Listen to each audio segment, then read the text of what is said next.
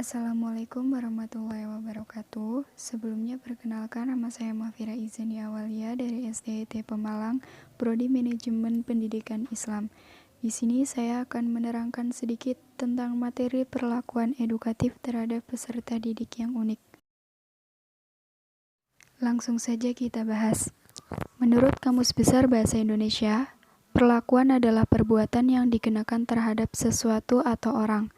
Perlakuan juga diartikan sebagai sekumpulan kondisi tertentu yang diberikan kepada setiap satuan percobaan.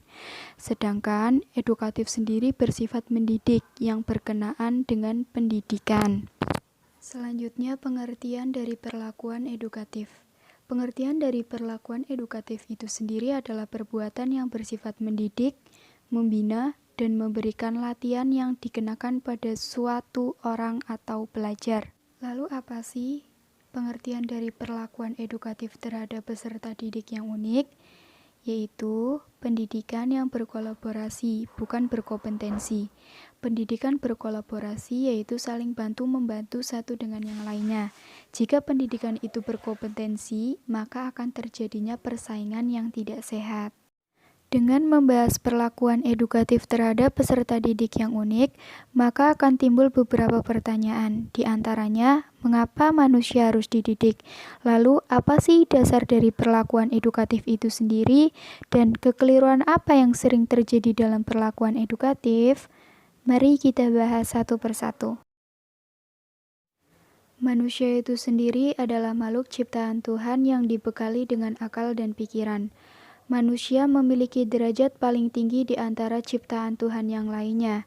Hal yang paling penting dalam membedakan manusia dengan makhluk lainnya adalah bahwa manusia dilengkapi dengan akal, pikiran, perasaan, dan keyakinan untuk mempertinggi kualitas hidupnya di dunia. Lalu, mengapa manusia perlu dididik?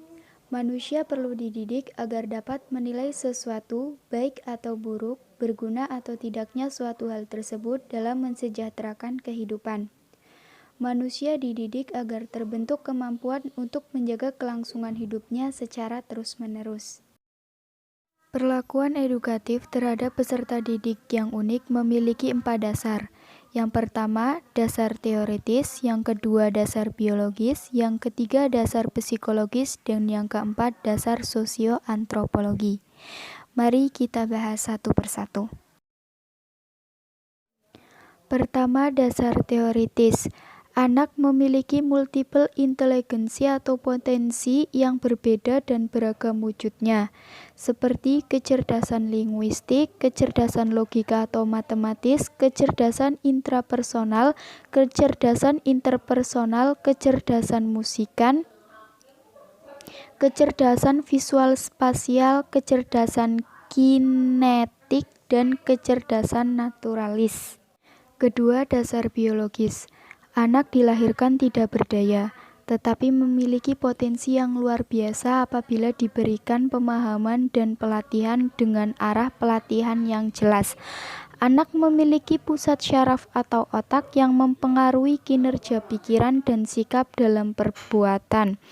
Akal adalah salah satu pemberian Tuhan yang dimiliki oleh manusia sebagai makhluk spesial. Seyogyanya, manusia mendayagunakan akal pikirannya untuk hal-hal yang bermanfaat. 3. Dasar psikologis. Ilmu yang berkaitan dengan tingkah laku manusia, memberikan pemahaman tentang peran anak sebagai pelajar.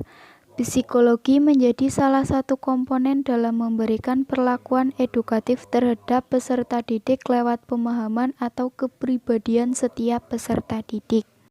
Yang terakhir, dasar sosioantropologi. Kecerdasan serta pembentukan kepribadian lahir dipengaruhi oleh faktor lingkungan sebagai ruang utama dalam kehidupan. Interaksi individu dengan individu, individu dengan kelompok, dan kelompok dengan kelompok, serta tidak langsung akan mempengaruhi kepribadian seseorang. Lingkungan sebagai unit analisis yang lebih luas berperan sebagai agen sosialisasi dan internalisasi nilai-nilai pada setiap anggota. Yang terakhir kita bahas tentang kekeliruan perilaku edukatif. Kekeliruan perilaku edukatif sendiri itu ada dua. Yang pertama, kekeliruan idil, dan yang kedua, kekeliruan teknis. Kekeliruan idil yaitu pendidikan patologis atau demagogis.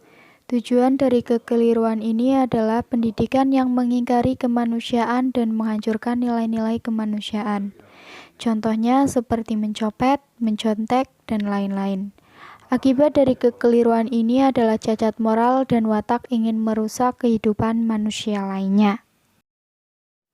Selanjutnya, kekeliruan teknis. Kekeliruan ini mencangkup kesalahan dalam cara memilih dan menggunakan alat pendidikan, mengembangkan keterampilan hanya dengan ceramah, dan menciptakan lingkungan yang kurang mendukung pencapaian kedewasaan atau kekeliruan ekologi. Lalu, mendidik yang baik itu seperti apa sih? Mendidik yang baik itu akan berhasil membantu individu mempertahankan dan meningkatkan mutu kualitas hidupnya. Sedangkan mendidik yang tidak baik akan mengingkari dan merusak harkat serta martabat manusia. Sekiranya hanya itu yang dapat saya sampaikan tentang materi perlakuan edukatif terhadap peserta didik yang unik. Apabila terdapat kesalahan dalam penyampaian materi, saya mohon maaf sebesar-besarnya. Sekian, wassalamualaikum warahmatullahi wabarakatuh.